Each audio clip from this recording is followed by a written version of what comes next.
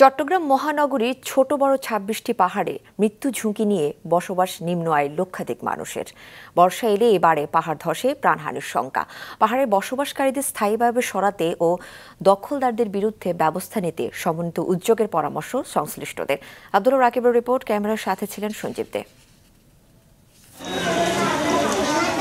সীমিত আয়, তাই স্বল্প খরচে চট্টগ্রামের পাহাড়গুলোতেই ঠাঁই নেন শ্রমজীবী মানুষগুলো। পরিবার নিয়ে ঝুঁকিপূর্ণভাবে পাহাড় কেটে গড়া বসতিতেই বছরের পর বছর থাকছেন তারা। অবৈধভাবে নেওয়া বিদ্যুৎ, পানি, গ্যাসের সুবিধা আছে এসব বসতিতে। চলাচলের জন্য আছে সড়কও। ২-৩ হাজার টাকা দিয়ে বাইরে গিয়ে ঘর ভাড়া নিয়ে থাকতে পারে না। ওদের ওই অভ্যাসপত্র নাই যে মানুষ ঘর ভাড়া দেয়, তো ওরা এখানে ওই জন্য থাকতে বাধ্য হচ্ছে। যারা আসাম বিষয়তে ঢুকি, যারা গরিব তারা এখানে বসবাস করতেছে, এখানে তার মানুষ আর কেউ আসে এখানে তো ইয়ে করতেছে না। বর্ষা এলেই বাড়ে প্রশাসনের তৎপরতা। উচ্ছেদের চেয়ে সতর্ক করতেই বেশি আগ্রহী তারা। চট্টগ্রামের পাহাড় ব্যবস্থাপনা কমিটির হিসেব বলছে, গেল এক বছরে জেলা প্রশাসনের ৫১টি অভিযানে উচ্ছেদ করা গেছে মাত্র ১১টি পরিবারকে। অথচ নগরীর ২৬টি পাহাড়ে বসবাস করছে ৬,৫০০-এর বেশি পরিবার। প্রশ্ন উঠেছে, ঝুঁকিপূর্ণ পাহাড় থেকে স্থায়ীভাবে বসতি সরানো যাচ্ছে না কেন?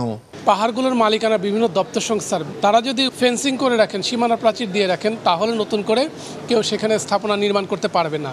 ওয়ালটন এসিতে ইনস্টলেশন একদম ফ্রি।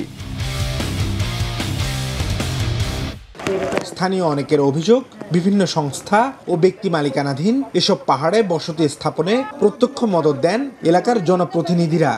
আমরা দেখেছি যে এখানে অনেকেই সম্পৃক্ত রয়েছেন এবং তাদের বিরুদ্ধে আমরা ২-১ বিরুদ্ধে আইনগত ব্যবস্থা নিয়েছে। পরিবেশ অধিদপ্তর মামলা করেছে। পরিবেশ আন্দোলন কর্মী ও নগরবিদেরা বলছেন, উচ্ছেদ আর সতর্ক করে এই সংকট সমাধান করা সম্ভব না।